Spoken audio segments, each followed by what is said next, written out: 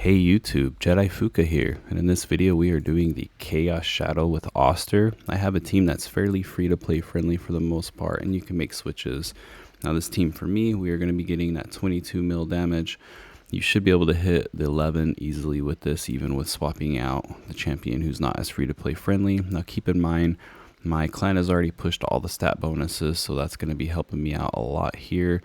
And then when we go into the Psi Core, this is something that does have a big effect on this stuff, so be wary of that. But I do have the damage for the fire poison all the way up. I do not have any of the defense bonuses for it, so we just have the damage helping us out there. For these, I have found that pushing damage faster tends to work a little bit better than the defense, it seems like, so that's why I started with that.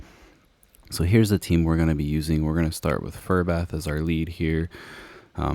Sorry, not as our lead, but just in the front here is our tank. He's going to be doing our decrease attack, which is extremely important.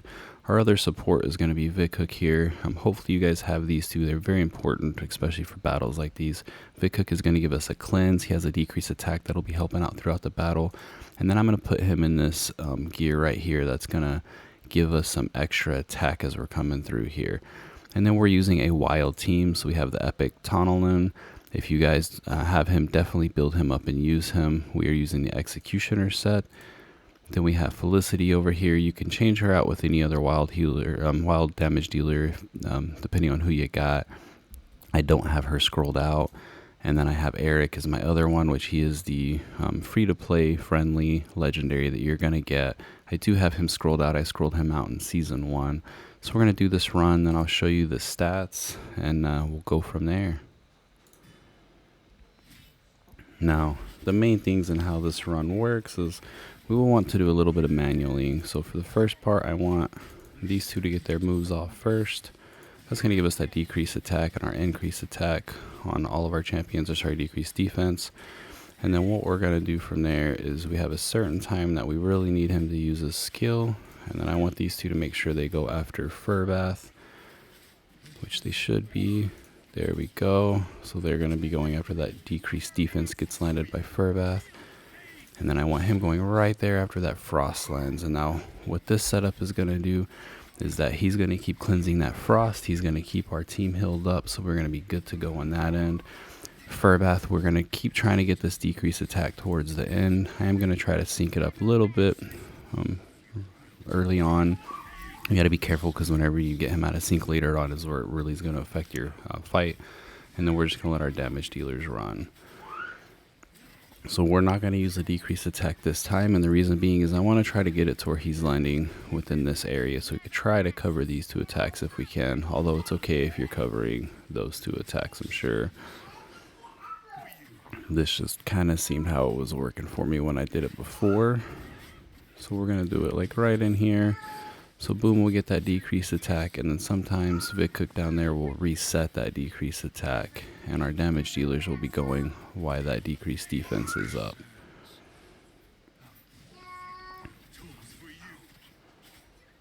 And that's pretty much the basics of the team, and we just let this run out. So you'll see here when I was talking about how this can be free to play friendly. If you look at the damage, our highest damage dealer in here is an epic. It's not our legendary, so you can definitely replace Felicity for a different damage dealer, and you can use Tonalnan if you have him, and Eric. Now this isn't super free to play, because I know for you people who are just getting into the game from this season, it's going to be very hard to have all of these epics. But this is a team you can shoot for, and if you have these epics, you definitely want to try this team out. And once this is over, we'll go over a few replacements you can use to try to at least hit the 11 mil if you're not quite up here. So this is where Furbath falls, but it's okay, because we're going to get enough damage to hit that 22 mil. Usually my Furbath will fall right at that 1 to 22 mil mark, and then sometimes I'll still push this usually up to about 24 mil. Looks like this time we'll get close to that. Maybe not quite, but that's alright as long as we break that 22. Alright guys, so that's the run. I'm gonna go through their gear. We'll show you the stats and everything on the gear and talk about some other champions. So final statistics, so just so you can see, Tunnelman and his gear did 39% of our damage. He was the most damage. He's insane for boss fights. I absolutely love him. If you have him, build him, scroll him, it's worth it. Eric here also did a lot of damage. Keep in mind I do have him scrolled, and I know a lot of you aren't going to have your scrolled, but if you do, it's going to help out a lot. And we're going to go ahead and save that and look at some gear. There we go. Now jumping into here, we'll start. Just do the filter. It's a little easier now that I have a lot of people. Sorry, wrong one. We're going to go to our poison. So this is going to be our fur bath. Okay, I don't know what I did there. Let's just scroll through here. Just kidding. Here we go. Here's our sum view. I do have a lower defense than what I would like. I would like to get that up mainly for the heals and also for survivability. But I found when I had a lower HP, I was pushing like 80k HP and 4k defense. He was dying. When I pushed my HP up, he was living long enough. So that's why he's set up like this. You want to make sure you got at least the 190 accuracy if you have all the bonuses, and that'll give you enough to finish the boss. So just do your calculation with whatever extra accuracy bonuses you're getting when you're calculating out that accuracy. And this is Vikuk here. The main thing for him is a little HP and defense, so he's surviving.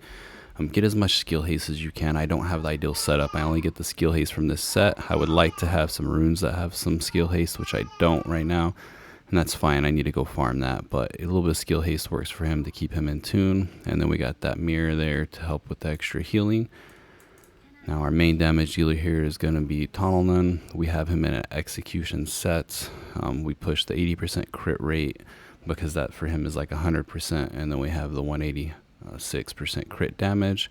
Plenty of attack on him, as you can see on the setup there. And then our next two is Felicity here. Here's her stats: 4k attack, 100% crit, only 132% crit damage. She's not scrolled out, using the artifact to push up some attack.